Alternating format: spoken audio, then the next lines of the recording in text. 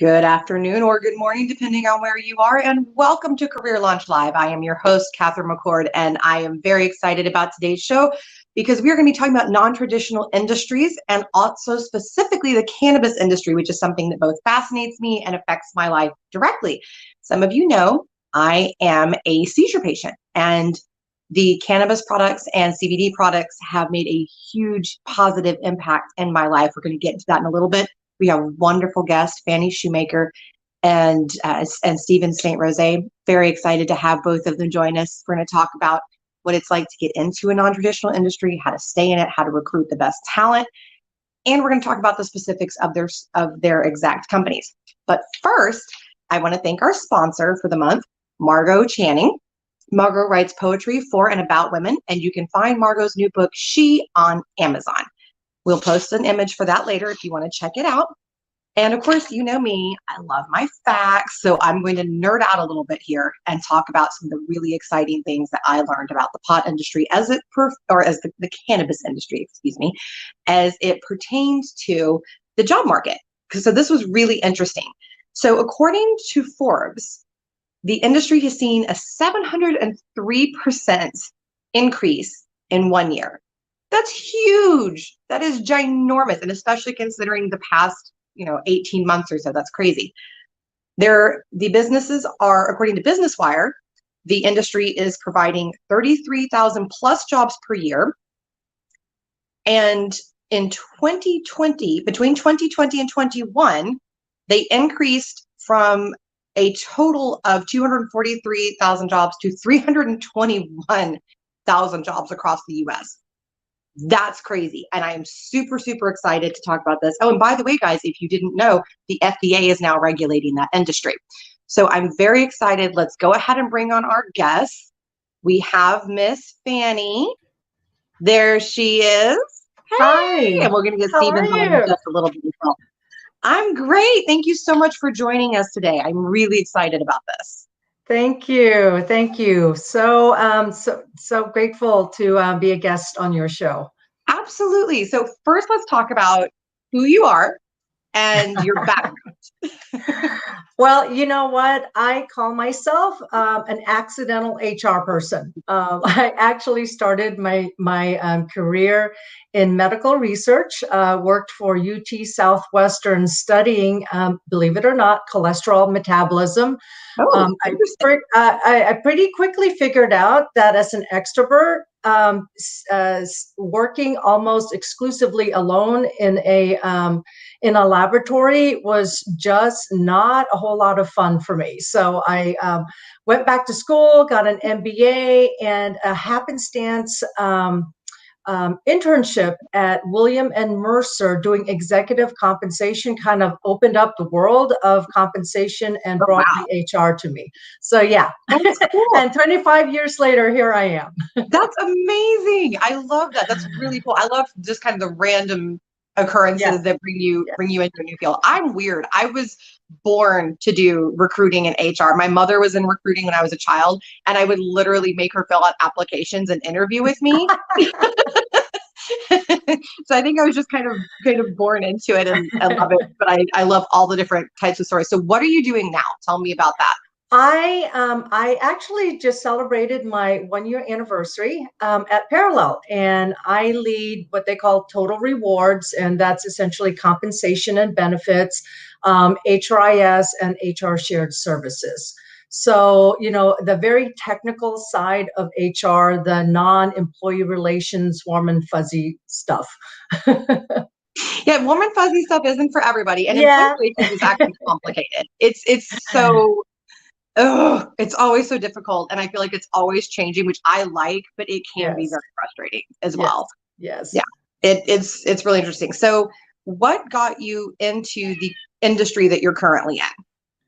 Wow. You know what? I have, spent over 2 decades in very traditional, very established CPG retail companies. And I'm at a point in my life, a decade in my life, where I thought, I just really want to do something different, right? Not just the work, but the company, the industry. And when this opportunity came my way, I thought, oh my gosh, this is really cool. My young adult children will think their mom is really cool for working for a And cannabis company. do they think you're awesome now? Oh my God, they think I am so awesome. They brag about me to their friends. So my I two think girls it's are, cool. I yeah, would my totally brag about you. I just want to throw that out there. I would totally brag about you. I think it's amazing that you're doing this. And because it's an industry that helps so many people. And that's what yes, I think a lot of people miss about the industry is that people like myself. So I mentioned at the beginning of the show, I have a seizure disorder. And every single day I have to take my CBD. And right, sometimes when I have a really bad day, I have to step it up a little bit. right, And I don't like to get high. I'm a business owner. I have two different companies plus the show. I'm constantly out networking. I constantly do public speaking. I'm not a stoner as people like right. to label it, but I need the product, and it's a wonderful, wonderful, helpful industry. And on that note, I do see that Stevens has joined us, so we're going to go ahead and bring him on as well. There he is, at least the corner of his head. Can you guys, Stevens. yeah, can you, can you guys hear me? There we go. Yes. Yes, we can hear you. How are you today? I'm doing well. I've never connected an earpiece to my laptop, and I still am like not understanding what to do. You're good. You're okay. We can hear you. As long as you can hear us, I think we're good. So, Stevens, let's learn a little bit more about you. Tell us who you are and a little bit about what you do now. Okay, thank you. So I am, I'm still seeing myself in the corner. There you go. There you are. Yay. So, thank you for that. I lead HR for Parallel. And a lot of that is ensuring that we have the best talent to be able to help customers and patients every day. And Right. so it's a lot about, attracting, retaining, developing best talent at all levels so that we about our mission to positively impact patients and customers every day. 100%. And I love that description because that really is our job when we work with talent acquisition, right? Is to make sure that the end customer is well cared for. Ultimately, that's what it comes down to make sure that the brand is well represented and that the end customer receives the best possible care. And especially when you work in something that's medically based, right? I Right. mean, that's so important. HR and, medical facilities or pharma or things like that to me are even more important because you really want people that have the right personality and the right kind of drive for those kind of roles. So we're talking about this non-traditional industry because it's a very unusual and it's a new industry. This is a new industry that you guys are part of, which is so cool.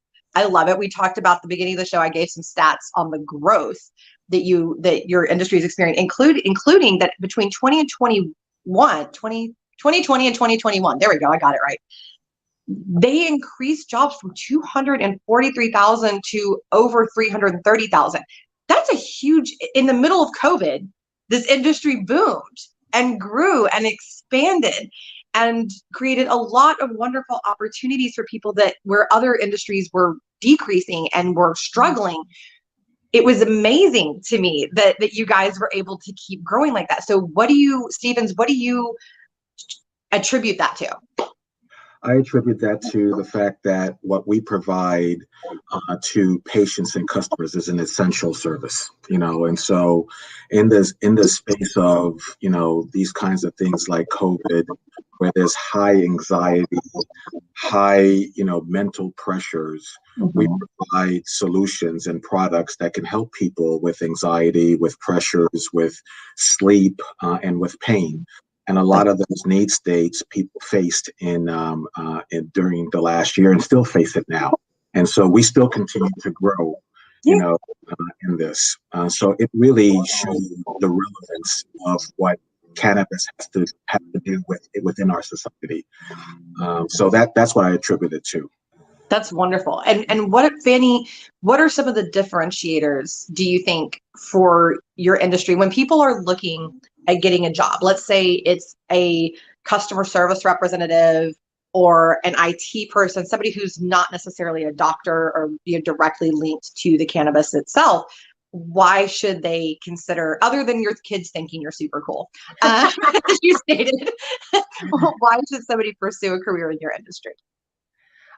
Because the growth is tremendous, right? Not just industry, but parallel specifically, the opportunities to grow your career are limitless, quite honestly. And that's the thing, real quick, yeah. in non-traditional industries, that tends to actually be true, is that you have more internal growth capability than you do in more traditional industries. For instance, in banking, it can take you decades to climb the ladder, and it takes, because there's just so many people that do that, right? But when you go to a non-traditional industry, such as cannabis or such as acting, music, that type of thing, a lot of times it's easier to move up a lot more quickly in the company, which is huge for a lot of people. That's absolutely massive. And I would tell you, myself, I'm at a stage of career and life where I thought, you know what, I'm not afraid of taking the risk. And I see nothing but upside. There may be some downside, yeah, but I see nothing but upside at Parallel. I love it. I love it. And Stevens, what about you? Prior to working at Parallel, I worked for big branded companies such as Coca-Cola, Walgreens, Aramark, Burger King, etc. And the fact of the matter is, you're right, it does take, within the U.S., let's be very specific. Right. They're more established. It does take a longer time. That being said, you do have people with more experience. You do have people that have done this for a longer period of time within their specialty areas. But while I was with Coke for 7 years, I worked in emerging markets in Asia, in Africa, Eastern Europe, and Latin America. And this reminds me, so cannabis in the U.S. is an emerging market. So it reminds me of an emerging market. That's what it is. It's a very youthful talent base, so many of our mid to senior managers or senior leaders are below 40. It's that's exciting. That's so unusual. That is really cool. So you have a younger leader base. 70% of our organization are millennials or centennials. And our average age in the organization is around 32. And so we have a younger base at all levels, including our leadership, which makes the diversity of what we do, of our leadership and what we do, so important. And so that reminds me, building leadership, building infrastructure, building, capabilities is really the cornerstone of an emerging market in a growth-oriented industry. 100%. I 100% agree with that statement. In fact, I just had a conversation about that the other day, and I tell people, so I talk about true diversity hiring a lot, and I explain to people, like, that's not just talking about race and gender and all of that, that it talks about experience, that talks about background, that talks about personalities, everything. That encompasses everything. And you want people with a huge variance of experience, because that's how you're going to understand your customer base better, right? And that's how you're going to succeed and get the innovation and all of that. That's how you succeed. So you guys are living proof of that, which is super cool. So Fanny, a lot of times I've been noticing recently that women tend to be gravitating towards these kind of newer developing markets and things like that. Are you seeing an increase, or Stevens, either one of you, are you seeing an increase in women and minorities coming over there, as opposed to just well, that's it, actually. Are you seeing an increase in women and minorities coming over to your industry? We are very pointed in our recruitment and growth of talent, and I would say that as a woman leader coming to this organization, I felt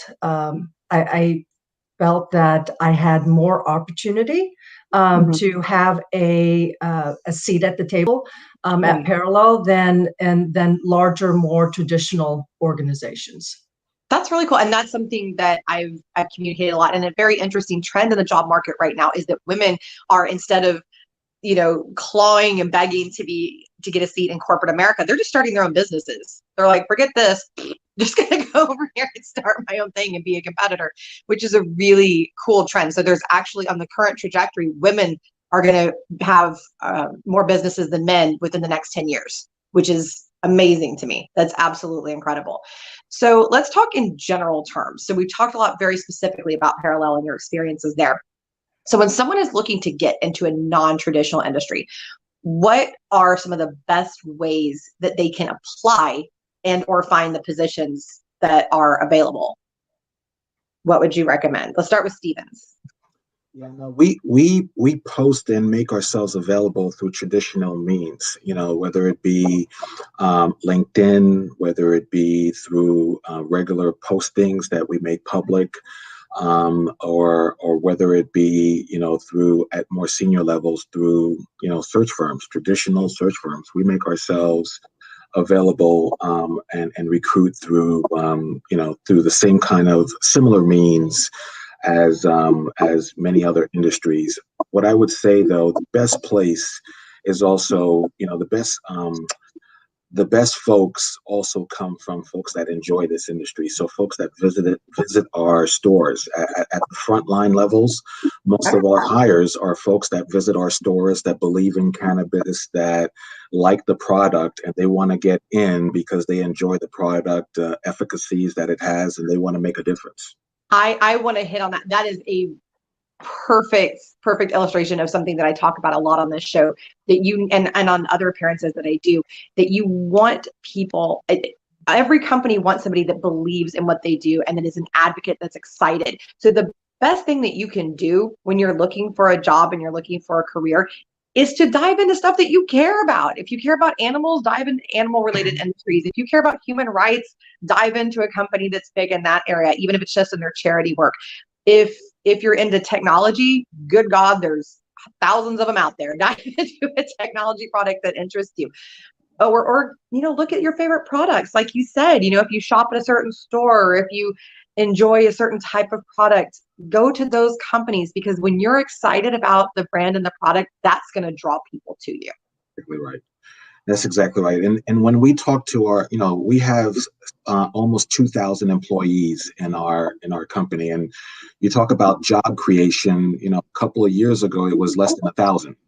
And so, the growth and have allowed the job creation. But when we talk to our frontline employees, who has a voice in how we run the company and how we think about the company, we won't say that they dictate, but they do have a voice. And right. We're leveraging different listening mechanisms.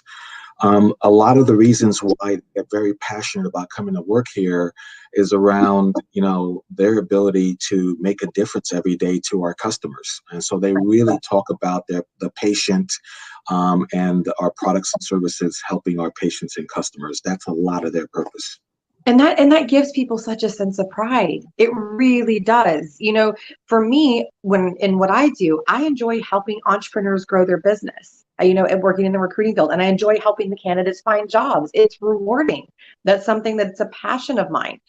I think I love what you said about having the frontline people have a voice, because that's so important. No matter your company, no matter your product, that's who's going to know what's really up. Or the people who sit there and talk to the people every single day and deal and work with them. If I can add, because that's exactly why Fanny and I are here, is in the sense that we look at how we support our people through three lenses. One is around our rewards, our benefits and rewards, and how we make that leading class, market leading, especially against cannabis and cannabis industry, especially against retail, etc. We want to be market leading, and we compare ourselves against that in our rewards and benefits. The developing people and developing professionals at all levels. Another reason why people come here is because they want to grow in their profession, grow their careers, where they don't want to grow it in traditional organizations. They want to come here and have an opportunity. And we want to be the place where people come through, whether they stay with us for 2 years, 5 years, 10 years. People know they've gone through Parallel. They must be really good, because Parallel is management development. That is bar none. That's one. And that is employer branding, and that's so huge. One of the biggest killers in a talent acquisition is employer branding. it'll destroy your talent acquisition if you don't have solid employer branding. And it also builds your brand to customers when they get online and they look up reviews, because I don't know if very many people in the audience will know this, but when you Google a company name and reviews, one of the first things that pops up is Glassdoor. And a few down from that is always Indeed. So one of the first things that customers are going to see about you is what your employees think.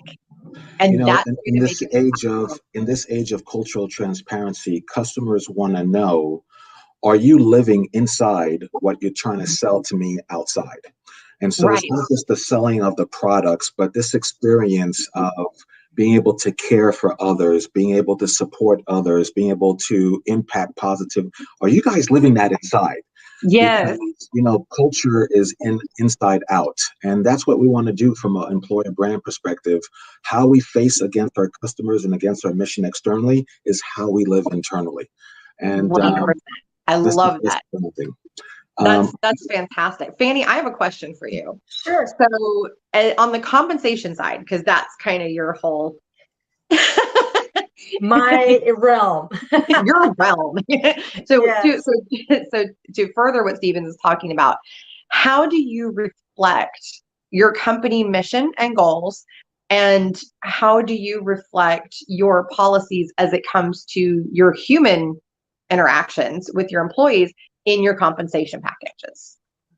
Well, what I would tell you is, if you think about the various elements of compensation, right? Base salary, that's just Annie in the game, right? So you want to be competitive because you want to get great talent and you want to retain them.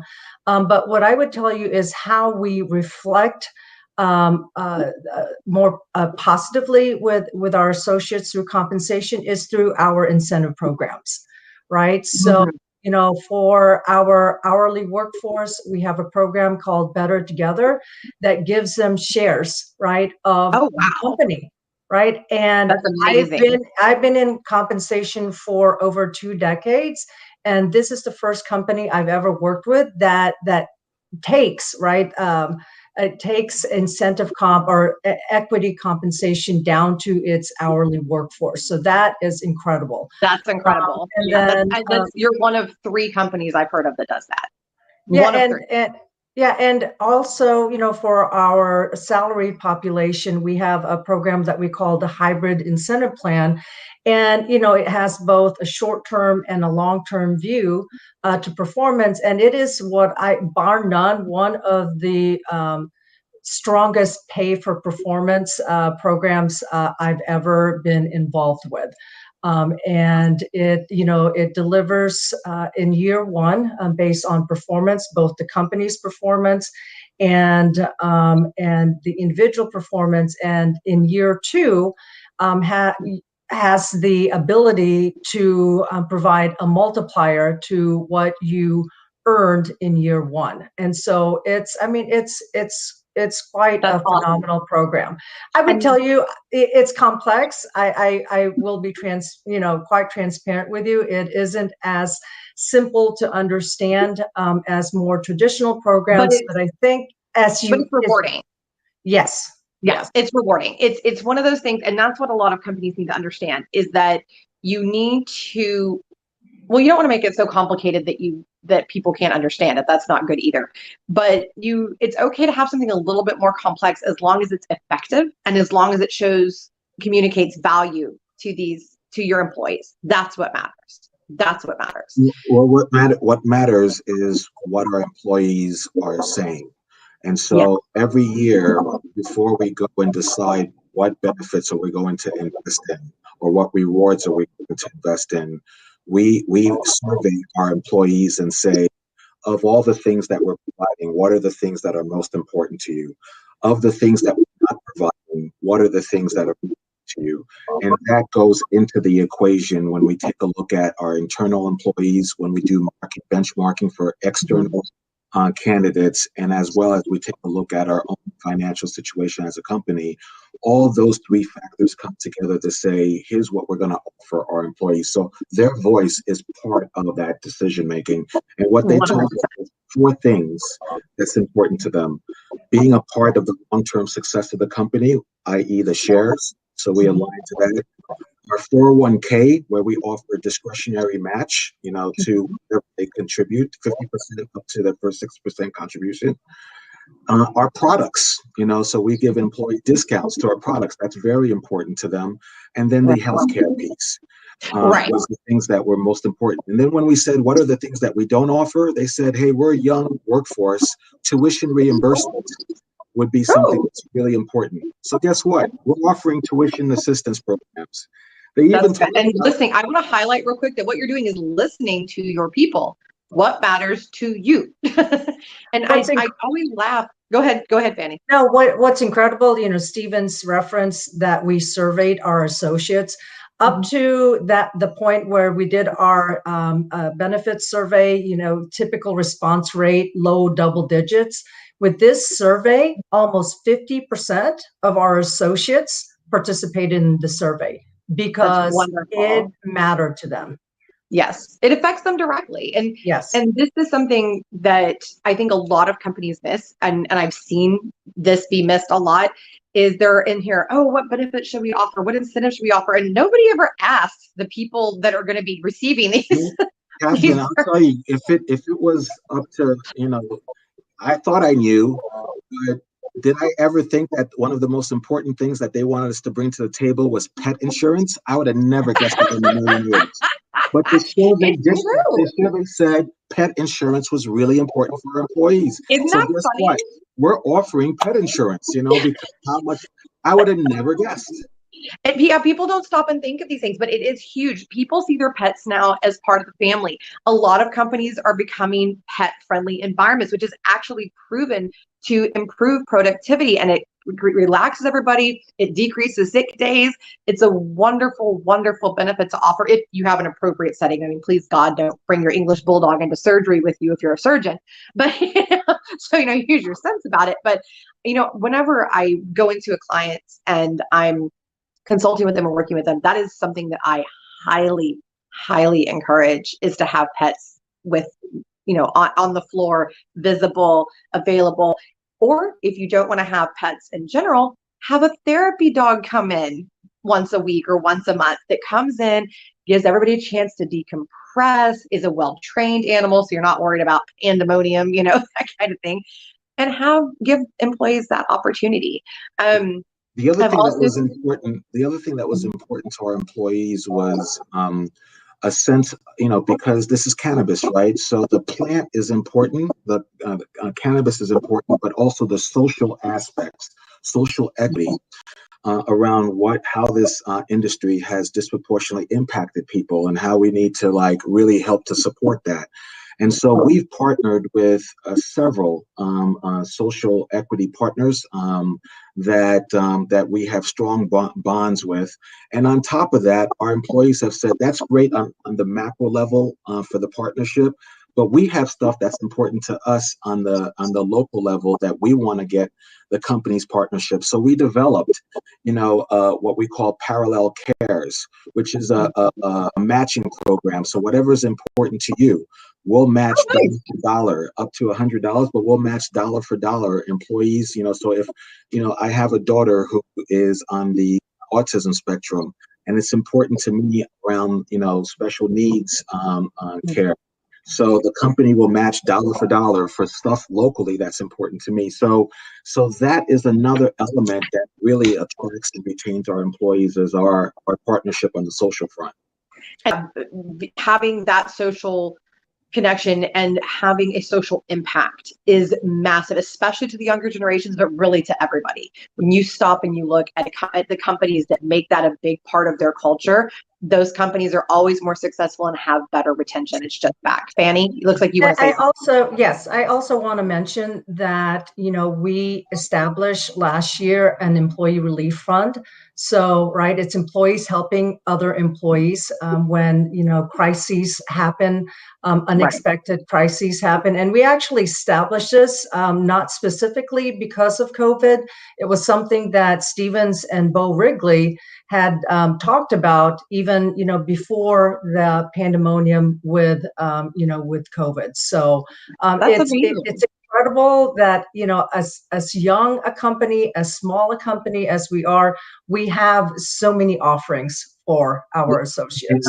95% of the startup of that was funded through our chairman and CEO, Bill Wrigley. It was That's that wonderful. important to him. So he did the kickoff startup, and I would say more like closer to 98, 99%. That's awesome though, and that's where those things start, is at the top. It absolutely. Yes. So we're gonna do kind of a quick answer thing. I want to kind of get some of your advice to our viewers. So first of all, Fanny, we're gonna start with you.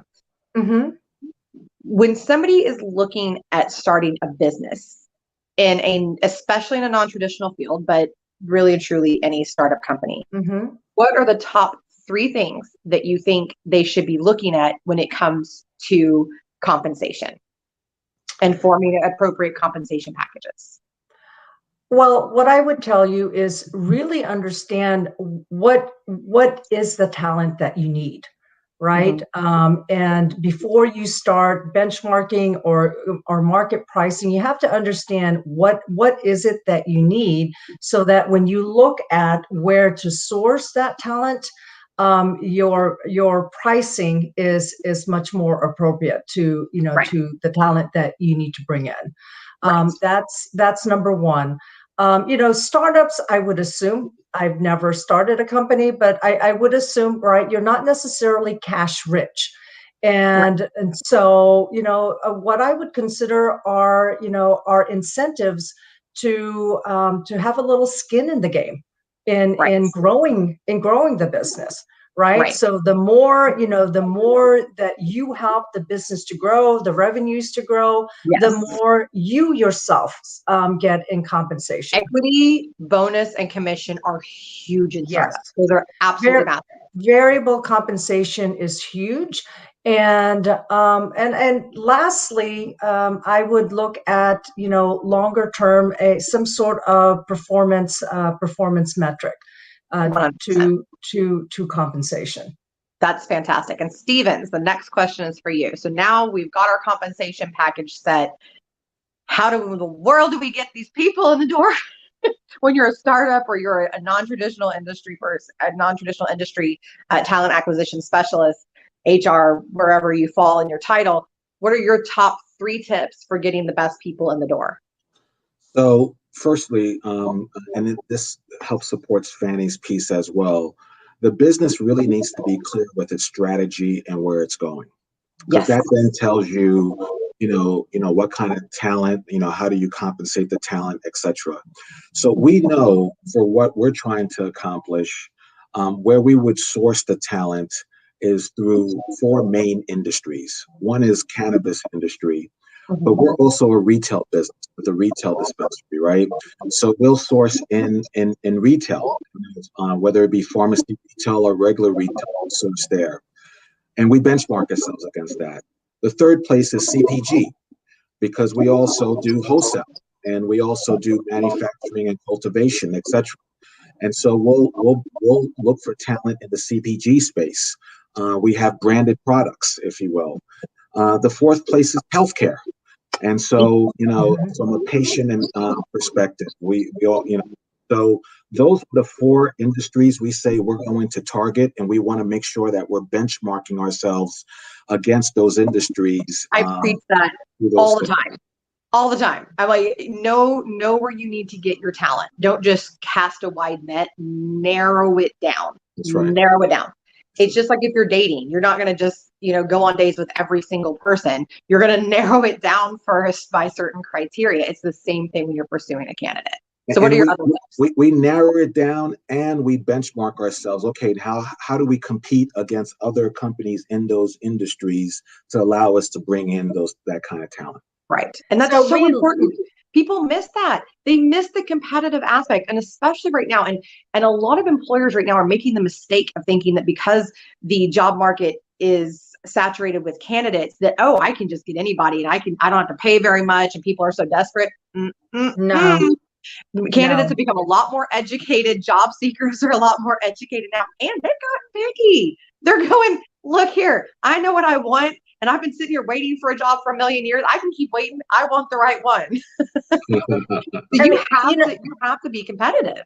You have to be and the thing is, we look at every element of our total rewards packet, right, against the industries that Stevens mentioned, and we're not necessarily going to be the top in each of them, right? It's a balancing act around what is most important for our associates, and we also look at it from a business standpoint of from an ROI standpoint, right? Where is it best to invest our dollars?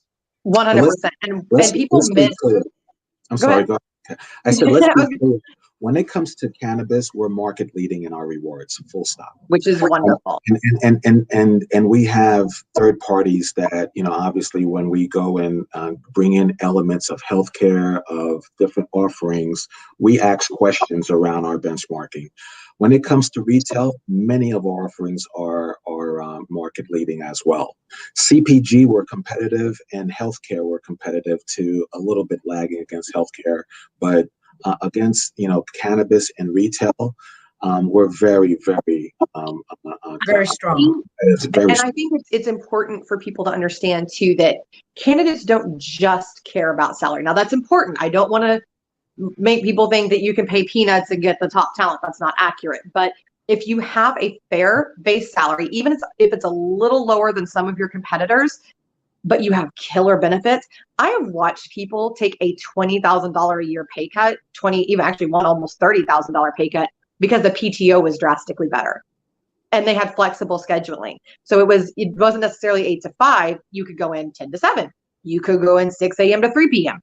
Things like that matter to people. Pet insurance, of all the things, stuff like that. I've seen that be a decision maker because people want to know that their priorities can be taken care of outside of the workplace. So I've known companies that had I can't remember what they called it, but basically they would help take care of your auto maintenance. So they had like an auto maintenance reward program. Yeah. And so like the longer you were there, it was just like PTO, you would accrue points and then that would cover your oil change or it would cover your tire rotation or something like that. And they didn't do the big stuff like a transmission or anything, but all the little things you could get. The very first thing you earned was a car wash, and people loved it. They ate it up because that was one less thing that they had to deal with on their bills. And it made them feel good to come into work with a shiny car that ran well and all that. So those kind of benefits, and talk to your people. Like you guys talked about earlier in the show, talk to your people. What matters to you? Because sometimes it will be, and you may have a lot of different answers. So you're going to have to narrow it down, but listen and kind of take polls, okay, 40% want that. So we should probably have that. 10% said that. So maybe down the road, but right now we're not going to prioritize it, kind of a thing. But get creative, especially startups, or smaller companies. Get creative. There's two things around getting creative, and then there's two things I want to add to this. One is part of getting creative is around hearing their feedback as it relates to prioritization. So we can't have everything, but what are the top things that are most important to you? And by the way, what are the things that you say that is great, but you really don't use? And maybe we rethink those things that you really don't use that we offer and redirect some of those funds to really fund in a deep way the things that are really important to you. So that's the way that we can be flexible and creative to really get the money towards the things that make the most important sense. You take a look at this. This workforce, again, very young folks who have dealt with a lot of anxiety, in their lives, and we have extensive support in the mental health space, for our employees, our life assistance programs, our employee assistance programs. We invest heavily there, again, because our employees are dealing with so much different issues and so much stress. We want to be able to offer them different ways for them to support each other. 100%. And I love that. I love that you have mental health plans involved in the workplace. That is such a huge benefit. It's something that a lot more people are becoming aware of. And it's something that helps people not meltdown is the best way I can put it. Everybody gets burnout. Everybody gets so stressed that they just have to call in. Everybody, and when you have mental health care built into a company, that really helps. And if you're a company that's big enough to do it, have a mental health professional that comes in once a week and does on-site office hours for your people and give them, 20, 30-minute sessions to be able to go in and just kind of process through some things. You'd be surprised how many people will sign up. I had a lot of clients of mine tell me, "Oh, nobody will sign up for that." And a couple of them did it and went, "Oh my God, we're booked up for a month." Like immediately, Wow. booked up for a month. And I'm going, yeah. And you're a relatively small company. Imagine what this would look like in a bigger organization. Sure. It's crazy. People, it's an interesting benefit that a lot of people overlook. So I love hearing the organizations like yourself prioritize it, especially in anything that is health related, as cannabis actually is. And if I get any dirty comments on that, somebody's going to get really told off by me. Because when a product helps you from flopping around on the ground, trust me, you really appreciate it. Yes. What's interesting is, as we have this conversation here, and Fanny and I are relaying the things that we offer, and that's not the exhaustive list. There's more that we haven't said. I'm thinking to myself, damn, we offer a lot of things. You do good. I'm always complaining on this show about companies that don't do enough and don't listen and all that. You guys are a shining example of a company that is listening, that is putting forth the effort, that's putting the priority on their people, and it's paying off. You guys are experiencing incredible growth. So talk to us about that real quick. What growth are you guys seeing as a result, and retention rates, by the way, what are y'all seeing as a result of all of these wonderful benefits that you're offering? Well, what we're seeing is that, we're a couple of things. One is the growth in our company provides, our people in our company an opportunity to grow themselves and stay in the company for a much longer time. So we're seeing retention rates improve for our full-time employees. If anything, our part-time employees, they're trying to figure out how to get to be full-time and be here for much longer, so we're seeing that, but we're also seeing the collaboration, the continuity that comes with getting the right people on board and getting people to stay here, in terms of retention. More and more people are working across markets, across states, to share best practices, learn from each other, and really establish one parallel culture. That's what we're seeing more than anything else, is the growth of a one parallel culture that we extend to our customers and patients every day. It's amazing to me that people miss this very basic concept that if people are happy at work and if they feel that their needs are being met, that everything will run better. That seems so simple to me. Like I don't understand why so many people have trouble grasping that. It's the same thing in a relationship, right? If your needs are being met and you're happy and things are good, everything's going to go a lot smoother. You're going to get more innovation. You're going to get more creativity. You're going to get more teamwork. You're going to get all of those things elevating. It's so. I'll give you we're doing a pilot on an employee empowerment program. So it's not just engaging our employees, but it's also empowering them to make decisions and take care of the customers in their local store, and giving them more reins to be able to do that. And wait, real quick, I just want to say, okay, to everybody that's watching, because I have a lot of managers in HR and entrepreneurs that are watching that will see this at some point. Pay attention to this. Employee empowerment. Good grief. If people don't have the tools and the ability and the empowerment to do their job, it's never going to be done effectively. This is common sense, folks. And if you want to know how to do it, look in the comments and reach out to Stevens, because I have posted a way to reach out to him. Well, what I will tell you, most companies do what I call the engaging part. So I would hope most companies do the engaging part, which is they come to employees and say, tell us your feedback. And they leave with a long list of employee grievances or employee feedback, and then they go and work on it. We do that as well. This is a different level where we're saying, not just tell us your feedback, but we're going to empower you to actually enact that change. Yeah, figure it out. Here you go. It's ownership for this. You can do this. That's Right. sort of a one parallel, one culture, one team where everybody shares in the ultimate success. And what we saw in just the first month of doing this at one of our stores in Florida, and we're gauging it on different metrics. Their customer service scores out of five being the top, they were always consistent at 4.5, and they were like, what we're going to do to get it to be even higher than a 4.5. And we weren't even going for that, but for the fact that the employees feel more empowered, the customer service metric went up beyond 4.5 after months of staying at the See? same line. It works. Employee empowerment works.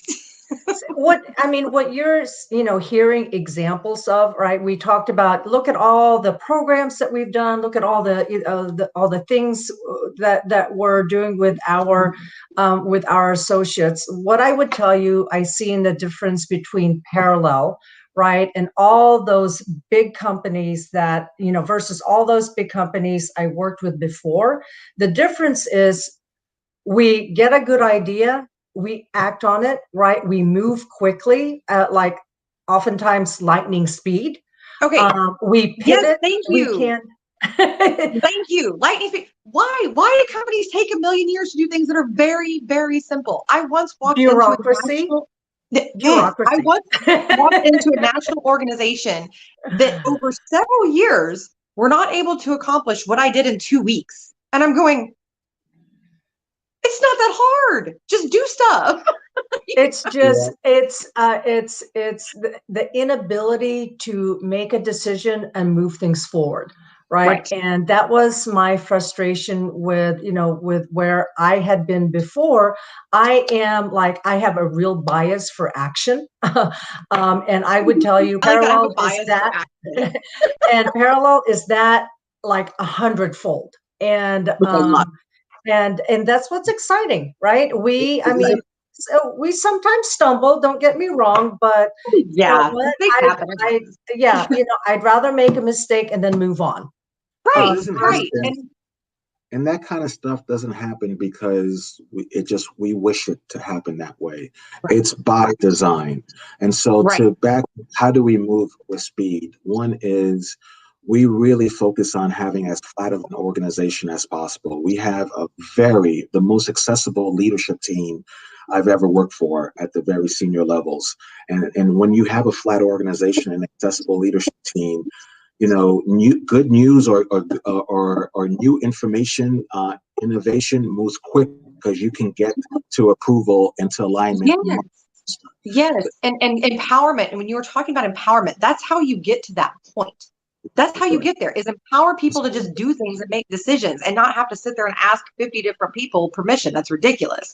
And most of our resources are in the markets. And so we have a very small corporate overhead, and our bias is to put resources in the markets, closer to our customers, closer to patients, where they can make a difference faster. And that's huge. And I think too, the other problem that a lot of companies run into is that they put people over projects that have no idea anything about how that operates. For instance, I've watched companies, because I work in recruiting, that have put people over recruiting that have never recruited a day in their life. Well, how are you going to know anything about the hire process and talent acquisition and how to actively source and all that if you've never done it? Yeah.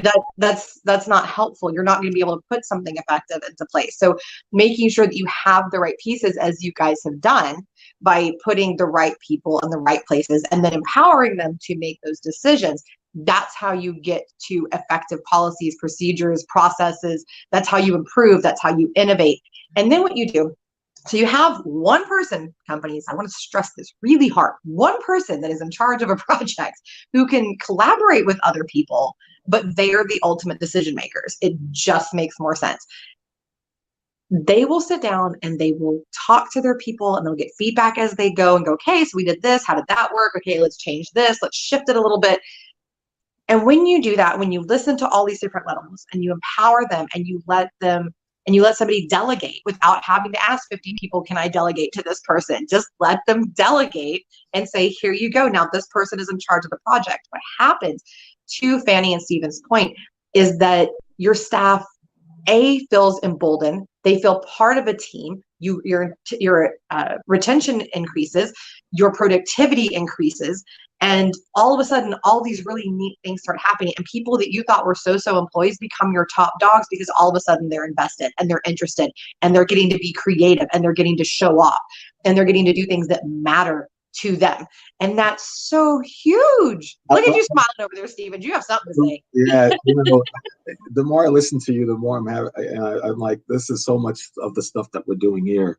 Two things I would say. One, you just described the difference between collaboration and consensus.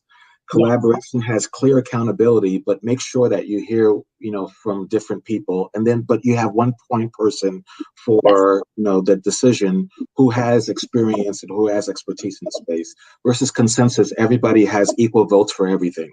That's not good.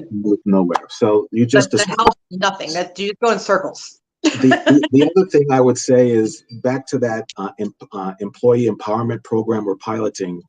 The store manager and the store management staff also said to me, not only did the customer service scores raise, which we weren't focusing on that, but his job has gotten easier because he used to have all the answers. So he had, his team is having all the answers and they're implementing it. And so he can now focus on more forward, more proactive things than being reactive every day. That's so great. I love that. That's exhausting. And it does help you when your team is empowered. And I know this from personal experience. It helps you so much because you don't have to deal with every little tiny touch point. You don't have to know everything. You can just reach out to somebody. Hey, real quick, what's the update on this? Or how are we doing this? Or that. Or if you have a presentation, hand part of it off to the person that's handling it every single day and let them present it, let them talk about it. You don't need to showboat. You're going to look like a genius for having hired that person. Don't worry about it. And you don't need to control. I see a lot of leadership that tries to control. And one of the first things that I coach all of my clients is leadership is servitude. Okay. When you're in management, when you're an executive, not C-suite, but kind of the lower, like directors and below in leadership, your whole job is to make sure that everybody has what they need to be successful and make the company successful. That's it. That's your whole job. That's it. There's all these little elements to that, but ultimately that's your job. It's not to be bossy. It's not to showboat. It's not to show people up. It's not to take credit. You're there to make sure everything runs smoothly and effectively and that your people are taken care of. I call it, some folks like control everything, which does not work. It's not empowering. Some folks let people just run wild with everything. It's all over the place. That's not good either. We call it freedom within a framework. So as a leader, be very good about the framework. What are we trying to accomplish? What are the things that we want to achieve, et cetera, collectively as a team? And within that framework, here's all the things you are empowered to go off and do. Yes. And, it doesn't get all over the place, but you do have a sense of empowerment in the place. I love that. I love it. So my last kind of questions to you guys, I'm going to have one for each of you. And I want to thank you again so very much for being on the show today. It's been absolutely wonderful. So Fanny, when people are out there, this is for our candidates out there, when they're out there trying to get a job, how do they most effectively negotiate compensation? Know what you're worth, quite honestly, right? So, and I've actually have had a number of, roundtable sessions with young women leaders. And because to be honest with you, we women tend to be the worst, right, at understanding our value. So understand your value. It's both extremes are bad, right? Not communicating your worth, because quite honestly, that would, the hiring manager may think, wow, is she really the right person for this role? If I ask for 50% less than, and I know that's extreme, 50% less than the job worth, right? And then also the other extreme where I'm, so pompous or just quite honestly uninformed, right? That I ask for 50% more than the job is worth. So it's truly understanding your value. I agree with you 100%. And this is, by the way, guys, the worst possible answer when someone asks you why, because I do that to everybody. I'll ask them first, what do you want to get paid? And then I say, why? And the worst answer that I get, well, that's market rate. So that has nothing to do with anything at all. If you are the absolute best cream of the crop and you are going to make me $1 million a year, you're worth a lot of money. Right. If you've been doing something for 10 years and you're right there in that 50% aisle, you're going to get stuff done, but you know, you may or may not grow. We're not too sure. That's a different amount. You need to be able to sell yourself well enough so that people can justify whatever number you're asking for. So yes, know your worth first and foremost, and then be able to justify it. What I would add is I But also don't beg for it. I also know companies that are paying people a lot of money and their people are leaving in droves. Yes, and so not everything. So money is not everything. So what I would say is know what's important to you. Yes. What you're looking for. If it's money, that's clear. That tells you one organization. If it's beyond money, if it's about your professional development, I can come here and really gain the skills and experiences that I need. If it's about the shared purpose, you like the brand, you like what the company is doing, you want to use the company as a vehicle to live out your purpose. If it's about just the environment that you want to be in with these great people that we have at Parallel, know what's important to you, and really make sure you prioritize what's important to you. 100%. I completely and totally agree with that. So I want to thank you both again so very much for coming on the show today. You've both been absolute pleasures. If anybody wants to connect with these guys, I have already dropped their links / emails for Stevens into the comments. Please reach in there and reach out to them if you want to work with Parallel. I do believe that they are hiring. So definitely reach out to Stevens if you are interested in working with that wonderful organization. Au revoir. Right. Thank you. Bye, everyone. Thank you. Thank you.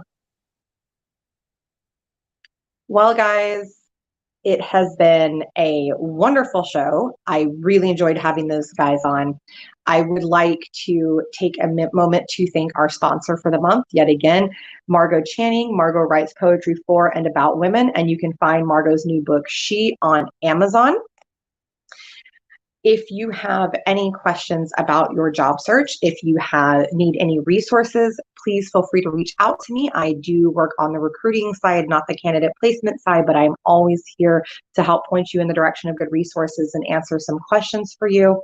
And if you need any other type of assistance with your with employee relations, anything like that, also feel free to reach out. I am glad to always point you in the direction of an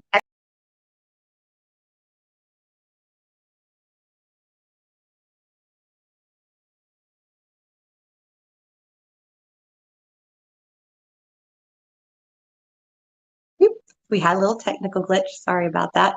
But again, thank you so much, everybody. Have a wonderful rest of the day, and we look forward to having you with us for the next show. See you next time.